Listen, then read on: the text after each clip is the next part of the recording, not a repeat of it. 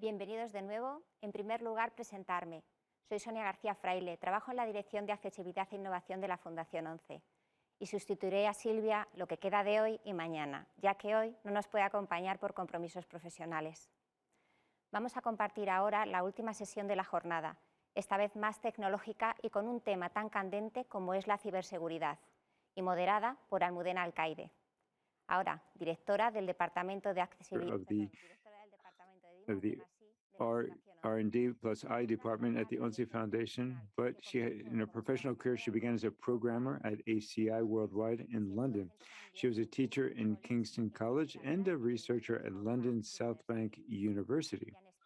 In Spain, she was a teacher at the Carlos III University. Almudena, we're impressed with your CV. You have the screen.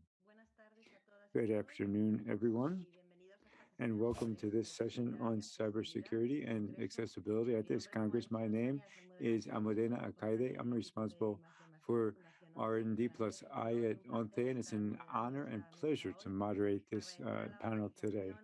On behalf of the organization, thank you for having invited me and all the panelists.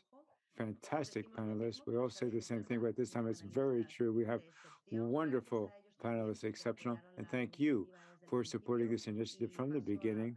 And I'm going to introduce them now. Tamara Agudo, she's responsible for technological development at Ilunion Hotels. Hello, Tamara. Hello. Very happy to be here. Thanks for inviting me. Javier Berciano, he's in charge of cybersecurity and indecent response at Citrix. Good afternoon, everyone. Thanks very much for the invitation. Then we also have Jess García. She's Jess García, CEO at eSecurity. Very happy to be here with this really important, two very important topics. And good afternoon, Tatiana Gutiérrez, responsible for the area of cybersecurity for citizens in INCIBE. Hello, Tatiana. Good afternoon. Very happy to shed some light on these subjects. Thanks again very much. It's a pleasure to be here. We've been discussing what to bring here today to talk about. We had to leave a lot of things out. We'll have to include those in future sessions on cybersecurity and accessibility, but we do have a few questions here that we wanted to answer in these presentations today. For example, what is cybersecurity? What does it cover? Cybersecurity, we all understand that as security and technology, the protection of data and information in the digital age. And we also have the feeling that it doesn't only cover specialized companies and technology companies, but cybersecurity has an impact on everyone, all citizens, not only in the professional sphere, but it also impacts us in our personal lives when we are involved in culture and trips and so forth. Just a few figures to show you how important this topic is. But last year, there was 13 billion emails blocked because they were malicious emails. Of those 13 billion, 1 billion of those had links to web pages to steal credentials and passwords.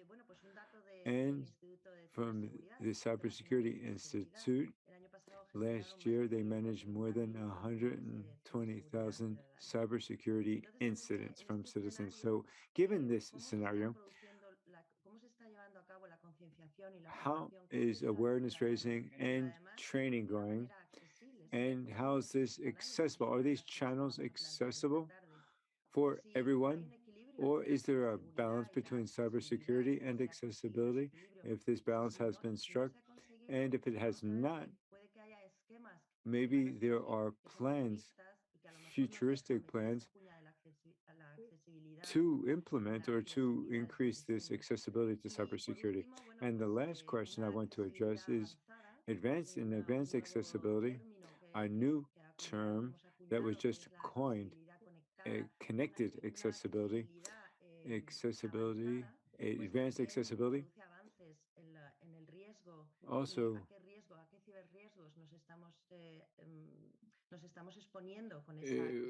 What kinds of risks are we exposed to given this accessibility? So now I'm going to give the floor to the first panelist, Tamara Agudo. I'm going to just talk a little bit about Tamara. She developed most of her professional career in the ONCE social group.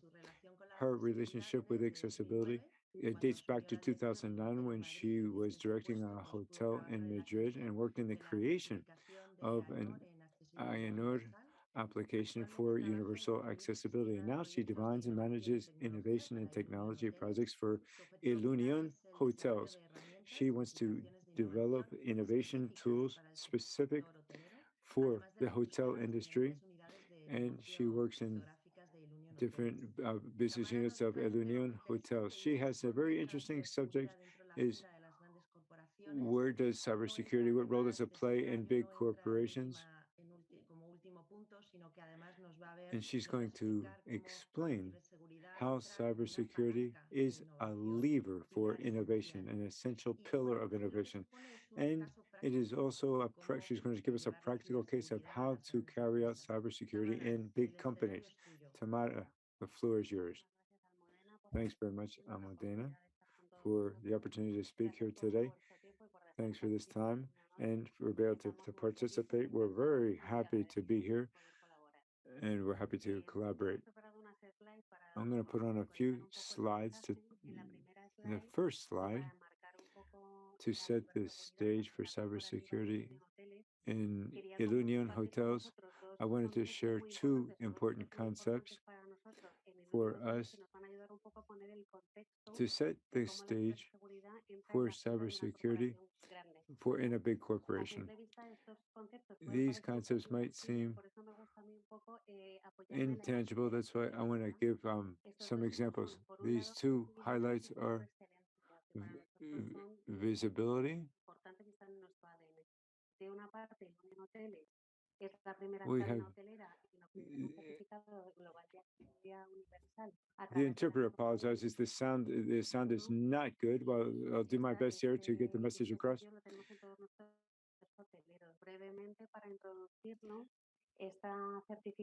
This we provide a certification for accessibility. So our hotels are accessible, and we do give an accessibility certification. And so the whole concept of design for everyone has become a part of our identity. And another of the milestones that are intangible but are important for us is that Ilunion Hotels is the #1 company in this sector. In 2020, it had the European Excellence Award, the maximum award for accessibility. We had to do an internal analysis for this, and we had to consolidate our whole structure and look at the role that we're playing in accessibility to win this award.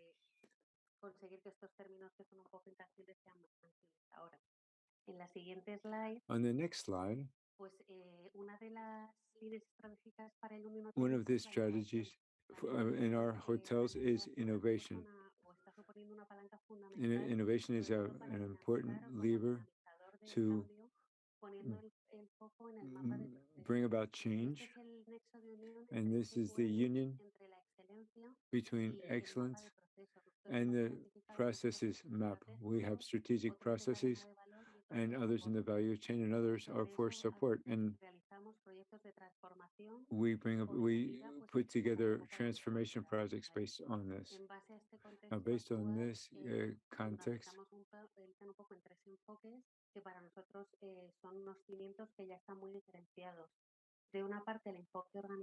we have an organizational focus.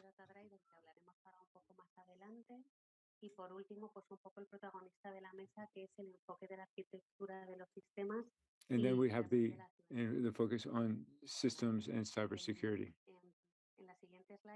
And the next slide, we talk about this is our organizational chart, and talk about how important innovation is It provides us an opportunity to put the focus on innovation and ask ourselves the question, why innovate? And look at the different trends and ask ourselves why we're doing certain things. So we wanted to take leadership in the organization,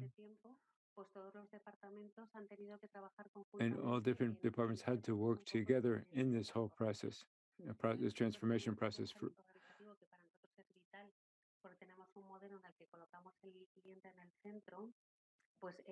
Now this our client-centered approach affects the way we are organized. And it helps us with the customer experience. We look for ways to make the experience at the hotel the best possible. And we also want to have a good experience for our employees.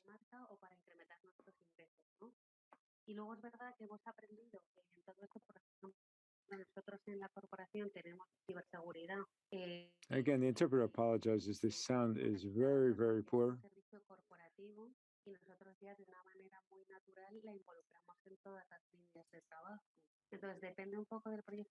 So depending on the type of project we're carrying out, or the different strategy that we're following, we establish cross-cutting teams.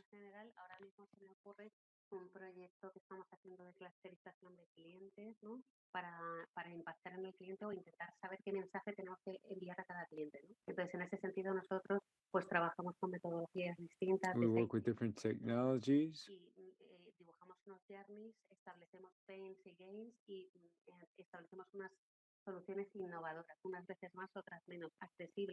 And everything that we do has to be sustainable and innovative.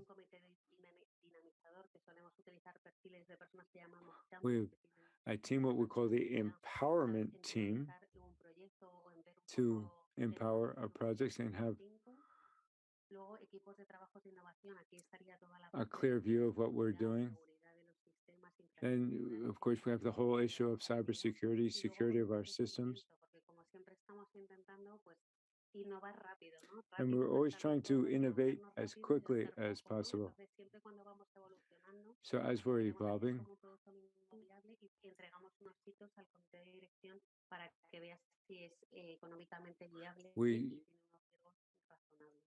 anything that we do, we have to make sure that it's economically feasible before we move forward with it. Everything that we do also, we have this data-driven approach. So we have predictive models, and we use artificial intelligence. So this data-driven approach means that we base all of our decisions on data. This helps us to organize. We organize the data.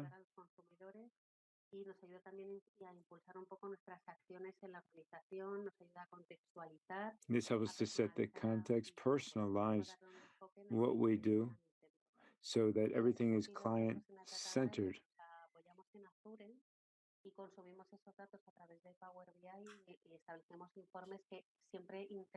So our reports always try to respond to a particular question. Just like when we put together a project, we ask why and for what. We always look at the data that help us to manage this new organizational model. Now, working with these cross-cutting teams, we have people from all different models, all different parts of the organization, and we coordinate between the IT enterprises. I work in hotels, and this helps us in the more technological areas to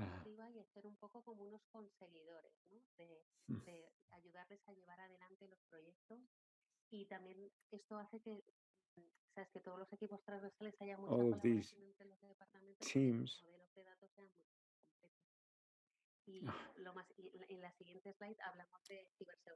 Now, on the next slide, we're talking specifically about cybersecurity. Everyone knows that one of the results of the pandemic has been digitization, and this has required us, at least in our sector, to continuously analyze a huge volume of data. And so the security of all this information when teleworking is vital. So this change has been accelerated due to the pandemic. Right now, we're in the process of immigrating data to the cloud, and we're working on the cloud with Azure. And if there's any alert, there's a whole series of mechanisms to generate an action to deal with any type of cybersecurity alert.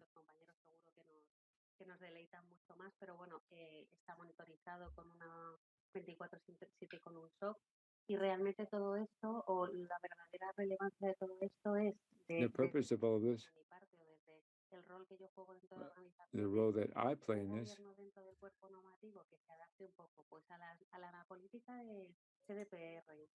is to establish the policy, the contingency plans.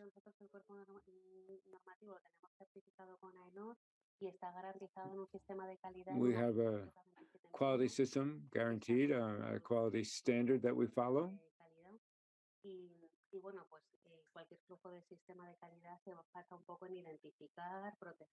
So obviously, this means that we need to identify, protect our data, and the governance within this standard.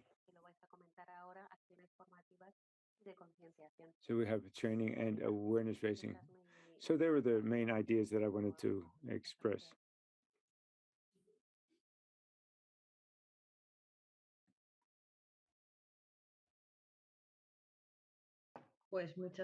Thanks very much, Tamara. I jotted down a few questions, and a colleague also gave me a couple of questions, and we also have some questions from the panel. So we'll be back to you in a few moments. Let's go on to Javier Berciano. Javier has been working for more than 15 years in cybersecurity and has specialized certifications that I couldn't even pronounce, to be honest with you. And he talks about response to cybersecurity, artificial intelligence, reaction to threats, and so forth. He's also responsible for response to cybersecurity in Citrix. He's part of the board for security teams. He's going to present a new model in the field of cybersecurity called Zero Trust. And so I'm going to ask all of the technicians of accessibility to listen to him, because this is an opportunity to introduce cybersecurity from the design stage and not as a plugin or as a patch, which is uncomfortable for users. Javier, it's all yours. Okay, good afternoon, everyone. As I said before, first of all, thanks once again to the INCIBE Foundation for the invitation, especially to Almudena. And it's a pleasure for me to be on this panel and with Tamara. The two other panelists that I've worked with, so I'm very happy to be with you all here. Although I work in the detection and response part, unfortunately, as Almudena mentioned, in Citrix, my role is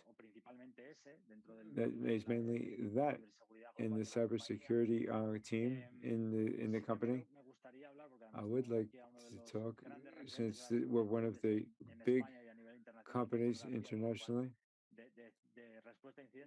So response to incident response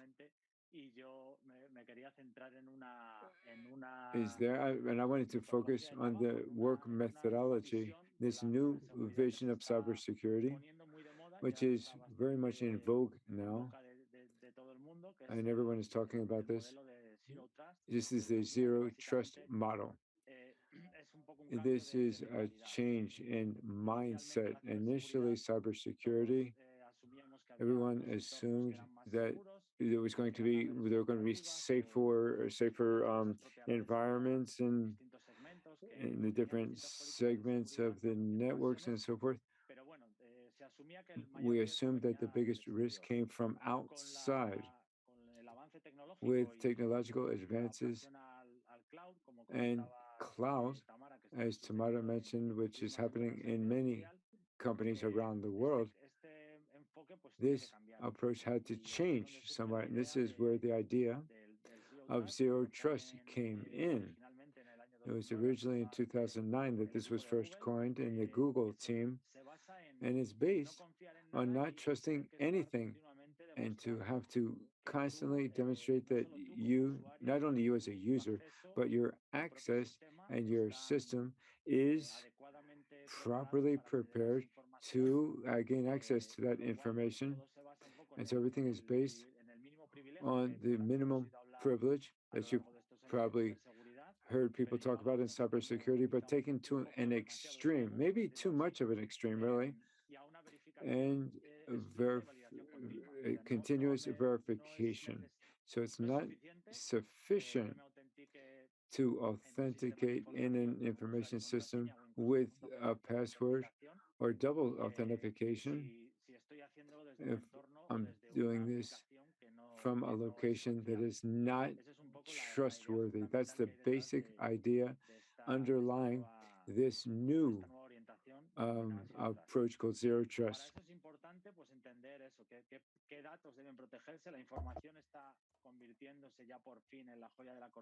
It's important to know which data needs to be protected. There are more and more ransomware attacks. It's becoming the star of cyber attacks. Everyone has realized that ransomware attacks data, which is what's worth the most. Infrastructure can be recovered, but data, if we don't have the proper security backup or the policy in place and the data is hijacked and we don't have how to recover it, we have a serious issue. Other critical issues from this perspective is we need to understand where do these requests come from. When I need to request certain information, not only do I need to have the permission to request it, but you need to know from where I am placing this request. This is something banks have done for a long time. When you get money from an ATM, if I am getting money with my card from an ATM in Madrid and a couple hours later, I'm doing the same thing from Singapore, something's wrong. So this very idea, where do requests come from? It's the same concept. Who has access to those data? You need to go beyond. Maybe I need access to that data, but I don't need it all the time. I don't need to have administrator privileges for a critical corporate environment. Maybe I only need to do certain tasks. When I need that permit, I can request it temporarily for whatever time is needed, and I will be granted that access, but only for that limited period of time. And that's a way to limit risks. The whole audit part of this, why you need that privilege and when. The next slide, I talk about the 3 pillars. What I was explaining before regarding this new concept. Everything has to do with users, devices, and access to information, obviously. Data is the main theme, but when you can decide, grant, or implement this type of solutions, it's important to know who are your users. It's not as easy as having a static set of rules. producers are using technologies that allow machine learning, artificial intelligence, that somehow allow us to understand what's the type of activity of a user. And when that activity varies or is somehow strange, we can request new security access, new security measures, we can block access, etc. Regarding the user, what is important is continuous authentication. Security, as I mentioned before, and even more so in this type of models, is based on not trusting anyone or anything. I cannot trust a user that has access to a platform the whole day during this work hours. If something changes during this workday, you need to redo authentication. These are challenges that need to be solved to improve, to make compatible usability and accessibility. Well, I think in all of this, accessibility is relevant. And as Almudena mentioned, here we have an opportunity to try to integrate these accessible technologies. The idea is to make life easier for the user to work anytime, anywhere, but that also means accessibility, not just security. Regarding devices, we need to understand what is standard and what is not, same as with users. We need to perform certain assessments for the security of the user, and we need to do the same thing with the device. So it's the same if I'm logging into the corporate environment of my company from a corporate device that is a platform that has certain safety measures that guarantee a certain level of safety than if I'm doing it from my personal device. And there's an increasingly more common connection to corporate environments from personal devices, what is called bring your own device. So the risk is much greater. So we need to adjust regarding these parameters. Same things happens with access. I need to perform certain administrator tasks for a limited amount of time. We don't provide unlimited access to resources. The main goal is to protect the company's information, and we need to understand what attackers are doing. When attackers access to a company, the weakest thing is usually a user through the use of social engineer. There are millions of emails trying to trick users. We just need one to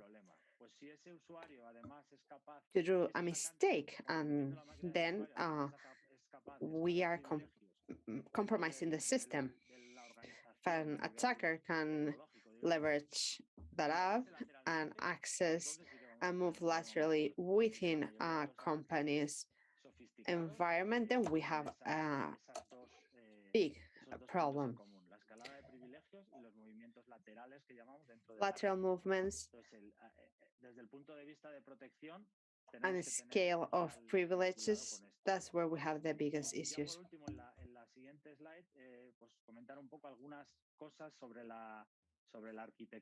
In the next slide, we can see about the architecture of Zero Trust, how it works. User identity, geographic location, the time of the day. For instance, it's normal for someone who works 9 to 5 days suddenly connects to the corporate environment at midnight. If they don't do this usually, maybe this shouldn't be trusted as much. Not so much block him or her, but the system must distrust the device. That should have safety tools, should have received all the patches. And in this scheme, you can see the diagram, you can see the complexity of what used to be a device connected to a network that had access to lots of internal services. Now the user comes from outside, especially with the pandemic and so much remote working, or even due to travels or because of how the company functions. So in the end, all of this comes together somewhere where security measures are going to be applied. All the security measures that I mentioned before regarding access control, identifying the location of the connection. We have to adapt the access to the information, granting the safety of the information. There are several solutions that are now in the market. I'm not going to talk about them because that's, as I said, my role in Citrix has much to do with detecting and answers. So I don't want to go into detail about any of these technologies. But it's not easy. When Tamara mentioned, when a company starts to use the cloud, there will be workers at the office, remote workers. It's becoming increasingly more complex, and safety and security needs to evolve. And that's what's behind this new way of working with Zero Trust. Thank you, Javi. We hope that accessibility is not left behind. In this new design, I hope you take into account not only usability, but also accessibility.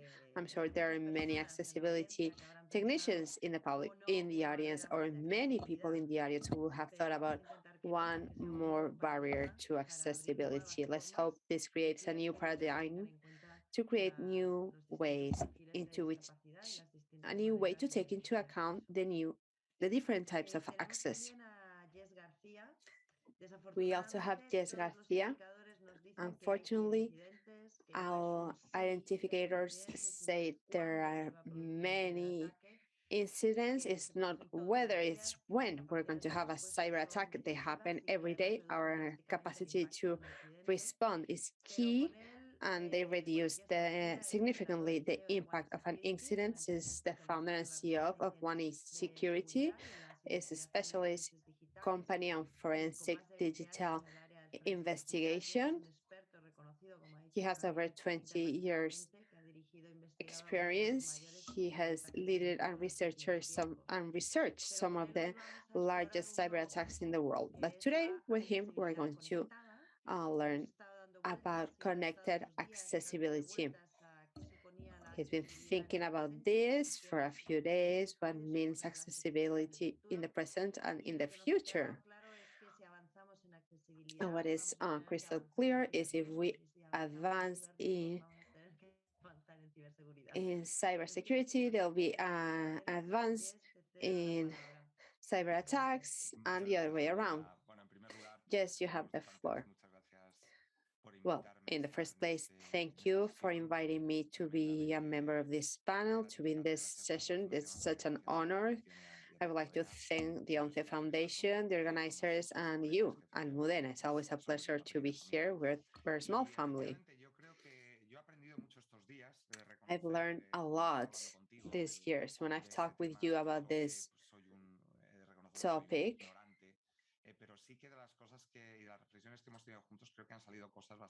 Many interesting things have come from this. I would like to introduce what I do, answer to events and forensic research of incidents. When there's a cybersecurity issue in a company, they've been hacked, as we usually say. We try to help understand what has happened, what have the bad guys done, what was the impact for the company, what was stolen. We try to help the company through our experience to overcome this terrible incident, to help them recover and to try to prevent this from happening again.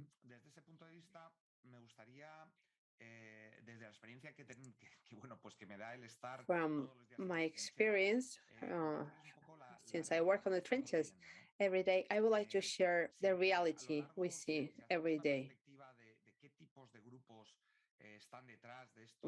What type of groups are behind those cyber attacks? There are three categories.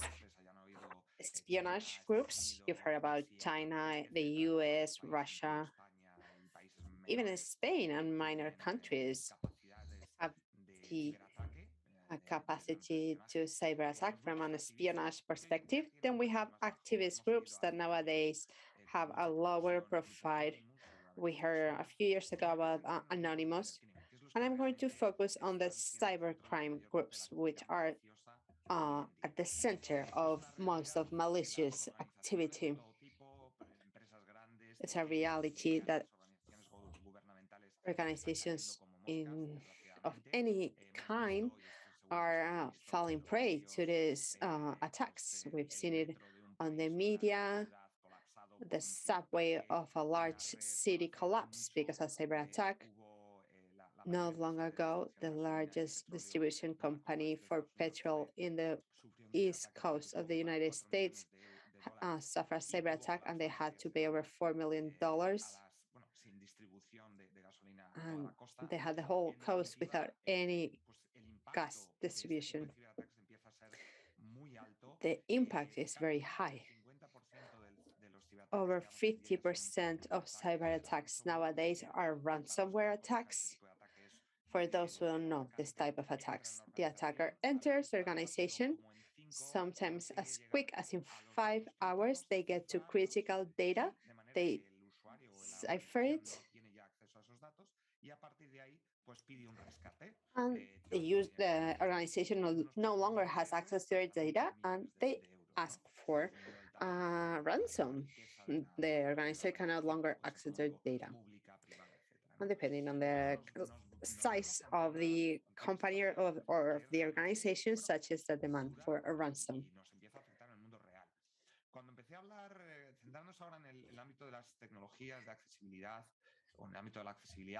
We focus on accessibility. I started talking to Almudena to try to understand what are those technologies. She told me about smart clothes, smart canes.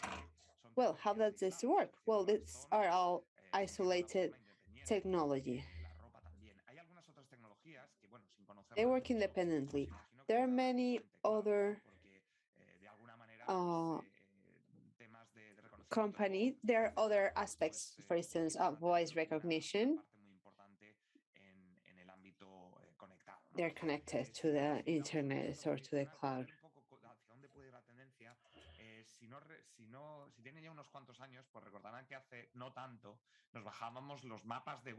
So long ago, we used to download to our cell phone or to our GPS, Google Maps, the maps that we needed. If we compare it to what we do now, the way we use now Google Maps, we can know where a traffic jam is located, where is there an accident, we can share our location with other people. Well, connectivity has changed our lives a whole lot. We've been able to be connected to the cloud, to external services. In other cases, we can see how other technologies that might be isolated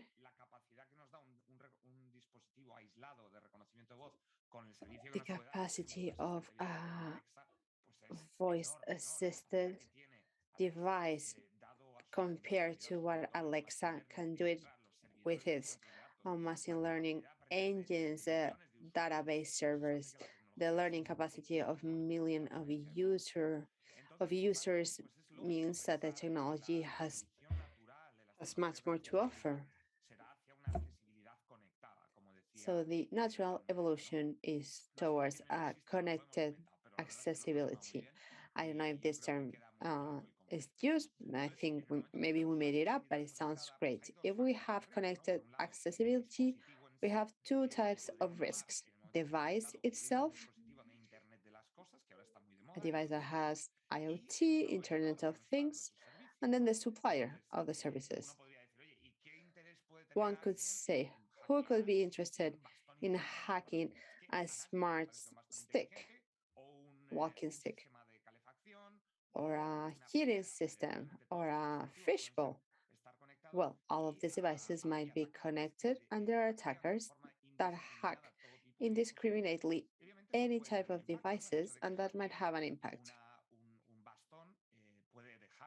The fact that they might hack a stick can render it useless, or what's even worse, make it function in an unexpected way. This can happen with any type of accessibility products. So the impact of these attacks against Internet of Things is open to accessibility technologic devices. Same thing happens with suppliers. If everything works well, in time, there will be really good accessibility suppliers. And they will make life easier for users with all types of disabilities. All of these providers will make life easier, but as any other internet supplier, they will be subject to technological risks. All companies that I mentioned before, whether they be small, medium, or large, are suffering cyber attacks on a daily basis. I think the fact of connected accessibility needs for us to consider the safety of the final product. The fact that we have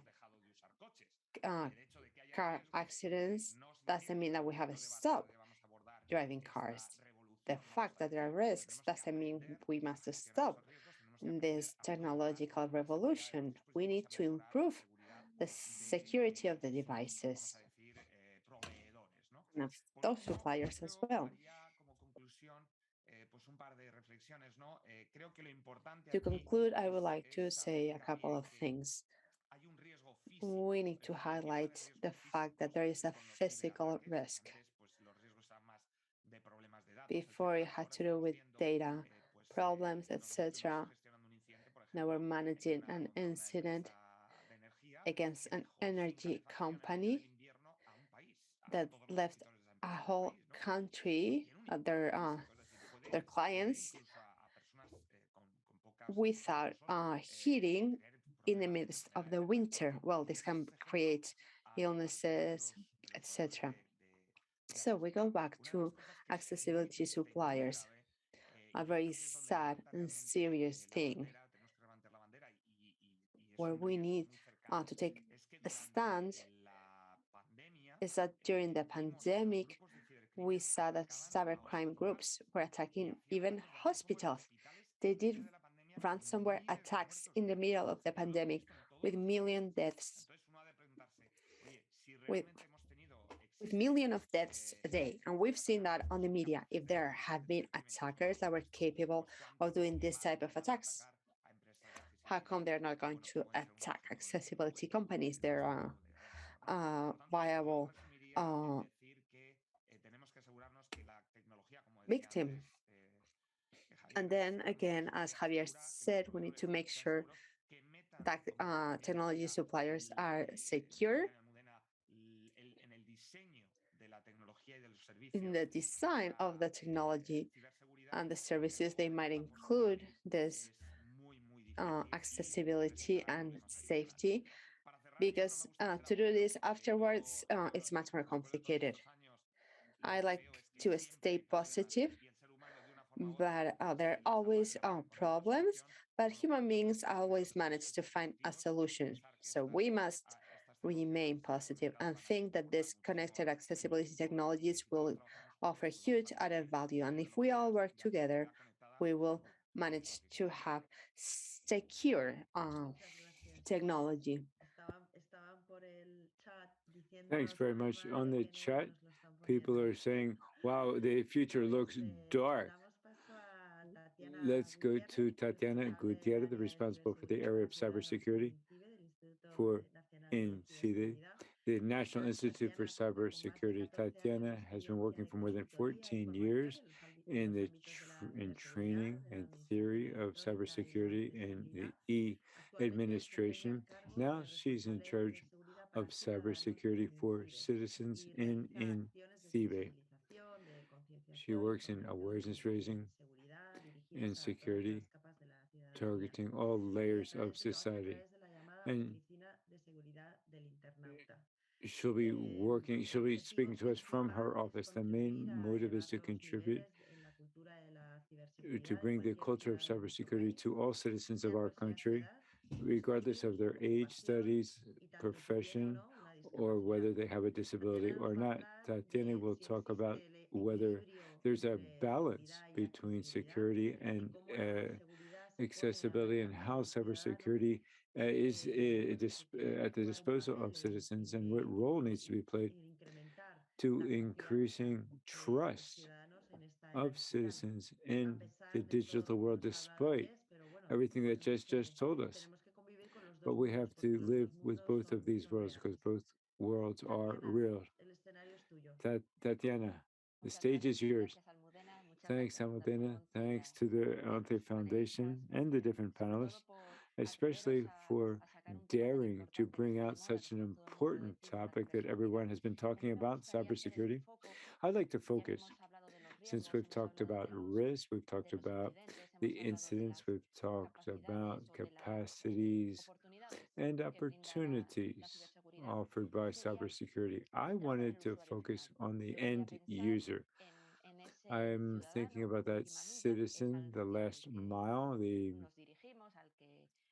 person that we target, the ones that are receiving in content and so forth. And I want to talk about a personal experience. 15 years ago, I began at the Web Standard Association. I was doing cybersecurity audits 2.0.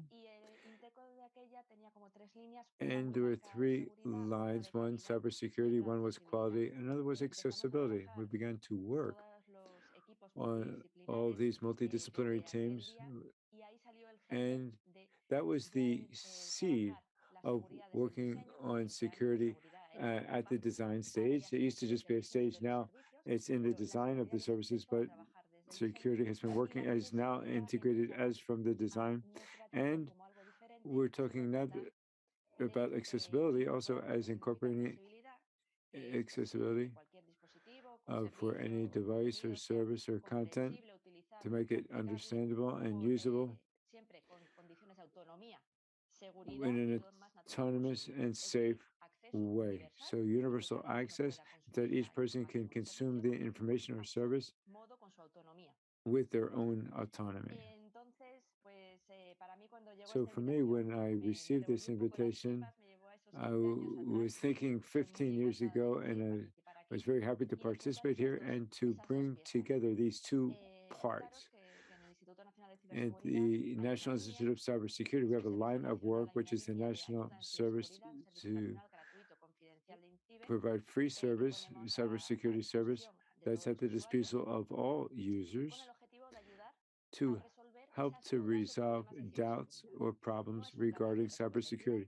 It's not an incident channel, but it's for consultations. We have a short number, 017, a national number, only can be used in Spain. We have a WhatsApp channel and a Telegram channel. You see the WhatsApp number and the Telegram number. And we also have a channel through our form, and you have the web page there on the screen. We also have a response channel, an incident response channel for citizens in general. And I'm going to talk about why we have this consultation channel for all types of end users and end users with a disability or not, or temporary, maybe a temporary disability. The next slide, I wanted to show you that in this age, what are the consultations that are most important to citizens? To see where the trends are, where we need to put focus. They're focused on 5 types of incidents or cases. Extortion, so extortion, but sexual extortion, threats to victims so that they do something economic or other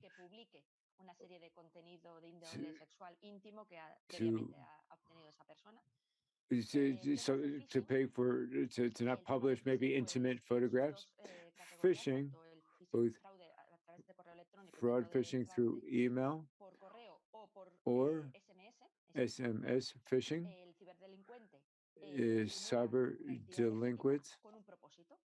These are cyber delinquents. They're to steal information or to enter into a device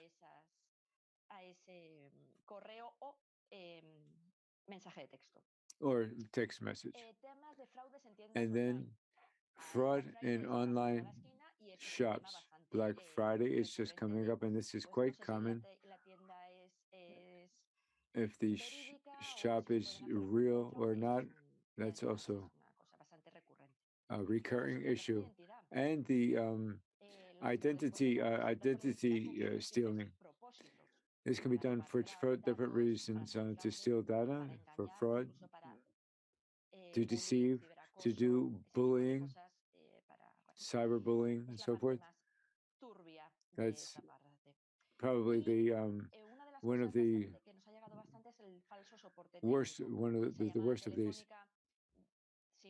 And then false technical support.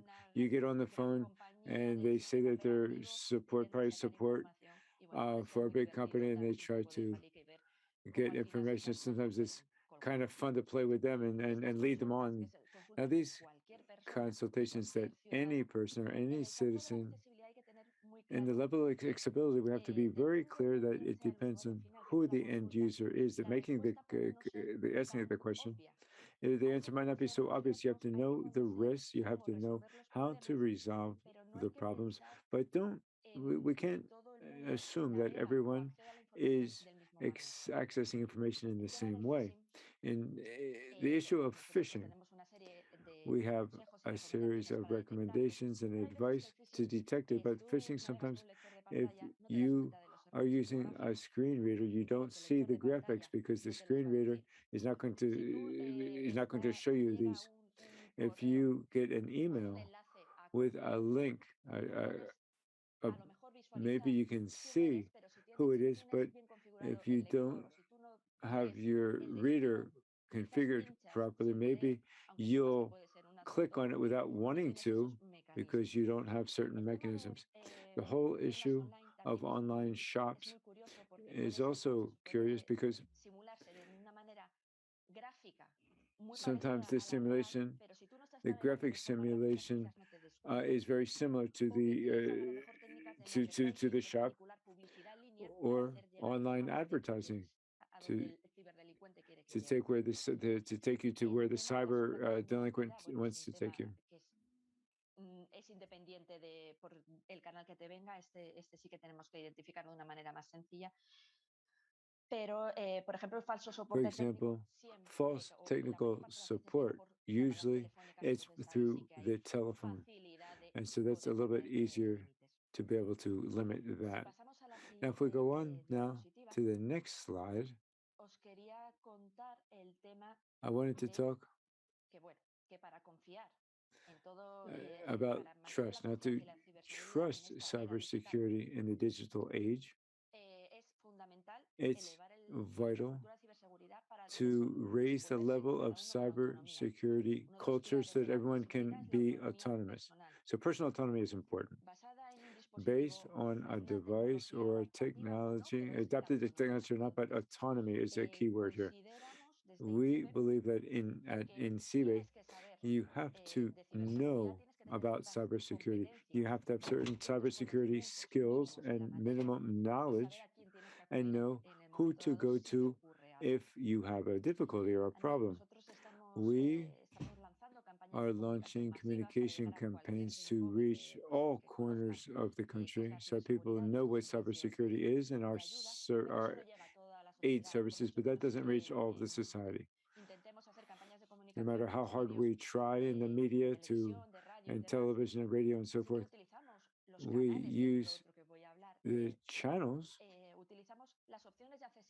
and accessibility options in each channel. Each channel is adapted to certain things. There's some things we can do and others that you can't. When we launched the communication campaign, we tried to do visual communication in video on television, always with subtitles. If it was with sign language, that's even better, but the audio description sometimes is a little bit is in the second, takes us is a little bit further off. Also in the radio, that's all auditive. Also web content that can be downloaded, infographics, simple infographics for, we don't use pictograms, but we do use simple infograms so that each person can see that and know the risks of cybersecurity, know the concepts of cybersecurity and how to deal with them. And universal accessibility to content. This is not just the services, where there's a lot of other people that can talk about that, but applying accessibility to all content that is generated with video tutorials, online courses, infographics, manuals, guides, all using, as far as possible, the accessibility options of support and the channel, and not focus on these adapted versions. No, it's the same information that's accessible from the design. Cybersecurity or accessibility shouldn't be a layer in certain services. And so some services it has to be an additional layer. Right now, there are devices that don't have this accessibility. An example, I received a consultation from a person that I know that was concerned about how to use Bluetooth systems, but said, I can't disconnect the way you say, because it's my screen reader. If I disconnect the Bluetooth when I'm traveling so they don't geolocate me, then I can't see the screen. I can't interpret the screen. So we have to think about adapting all of the cybersecurity principles that exist, all the mechanisms that exist to the person, to the specific person. These tools and resources, as Jess said, we have to think about what devices are you using, and with the information we have, adapt these to your needs, adapt security to the needs of the person, and with online services, of course. And so I hope you don't have to use 017 telephone too much, or that you use it, but you don't have incidents that you need to report, and that we can help you with everything that you need. Thanks very much. Thanks very much to you. We have just 1 minute left, but there are a number of questions here. There's one, the concept of fail-safe means having a plan B. What lines and what awareness is being used by Ilunion? I don't know if we want to go back to Tamara.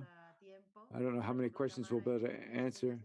What awareness raising things are Ilunion hotels doing? Just very, very briefly, we just have 1 minute left. Just very briefly, 2 lines of action. One is webinars and awareness raising campaigns. We're generating awareness raising and also webinars on security and mobility, and in awareness raising the corporate cybersecurity people make weekly communications.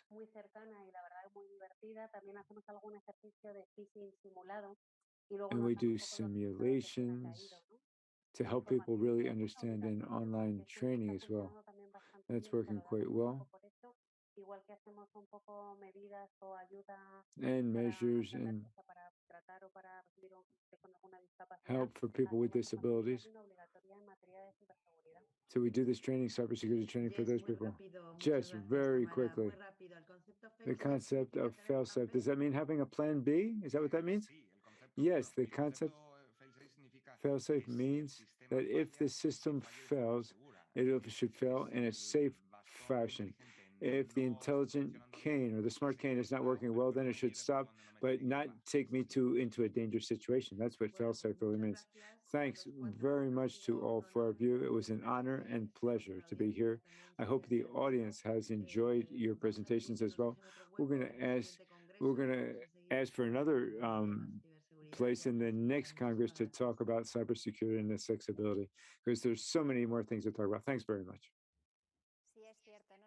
It is true, there's not much time left to answer all the questions that we wanted to. Thanks, Almudena, and to the speakers. How important this view is on cybersecurity, where we once again see the importance of bearing in mind all aspects of cybersecurity. So thanks again for continuing with us. Tomorrow we'll continue with more projects for everyone. Thanks very much. See you back tomorrow.